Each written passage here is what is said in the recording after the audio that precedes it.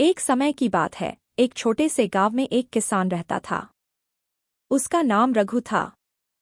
रघु दिन रात खेतों में मेहनत करता था, लेकिन उसकी फसल हमेशा सूख जाती थी।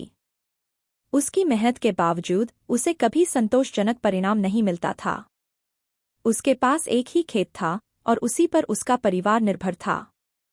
एक दिन जब रघु खेत में हल चला रहा था, तभी अचानक उसकी हल का फाल किसी कठोर वस्तु से टकराया।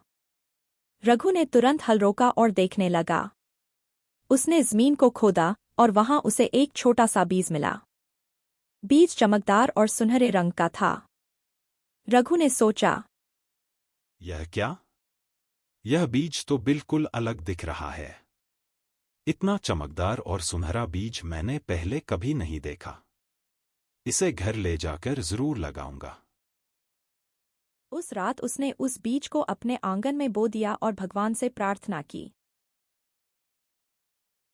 हे भगवान, इस बीज को आशा की किरण बना देना। मेरी मेहनत का फल मुझे इस पेड़ के रूप में मिल जाए।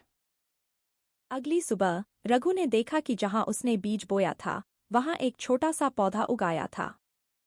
पौधा तेजी से बढ़ने लगा और कुछ ही दिनों में वह एक विशाल पेड़ बन गया।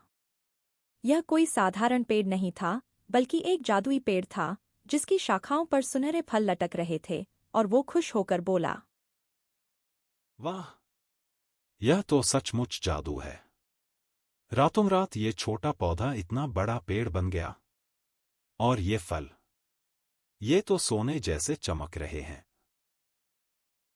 पहला फल तोड़कर चखने पर रघु हैरानी से बोला, अरे, इस फल का रस तो मुझे नई ऊर्जा से भर रहा है। ऐसा लगता है जैसे सारी थकान मिट गई हो।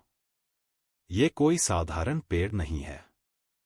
रघु ने समझा कि यह पेड़ केवल उसके लिए नहीं, बल्कि पूरे गांव के लिए एक आशीर्वाद है।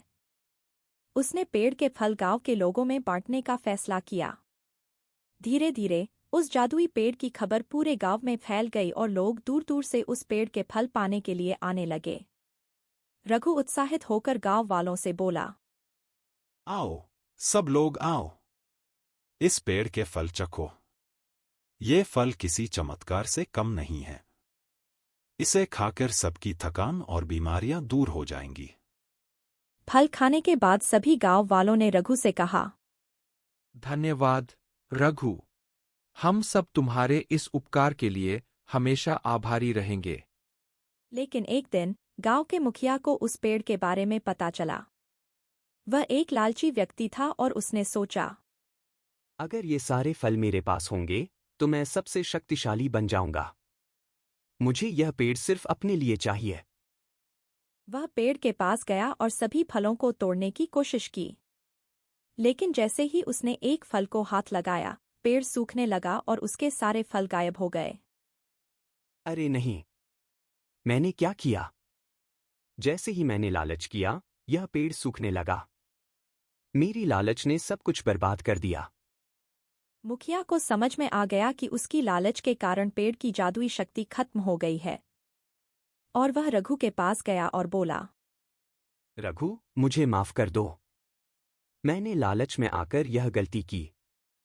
मैं अब समझ गया हूं कि सच्ची ताकत दूसरों की भलाई में ही है। रघु हंसते हुए बोला, तुम्हारी गलती समझ में आ गई, यही काफी है। आओ, मिलकर इस पेड़ की देखभाल करें ताकि ये फिर से हरा भरा हो जाए। रघु ने फिर से पेड़ की देखभाल की और कुछ ही दिनों में पेड़ फिर से हरा भरा हो गया। लेकिन इस बार पेड़ ने अपने फलों को केवल उन लोगों को देने का फैसला किया जो सच्चे दिल से दूसरों की भलाई के लिए आते थे। इस प्रकार रघु के गांव में फिर से खुशहाली लौट आई और वह जादुई पेड़ सबके लिए आशीर्वाद बन गया।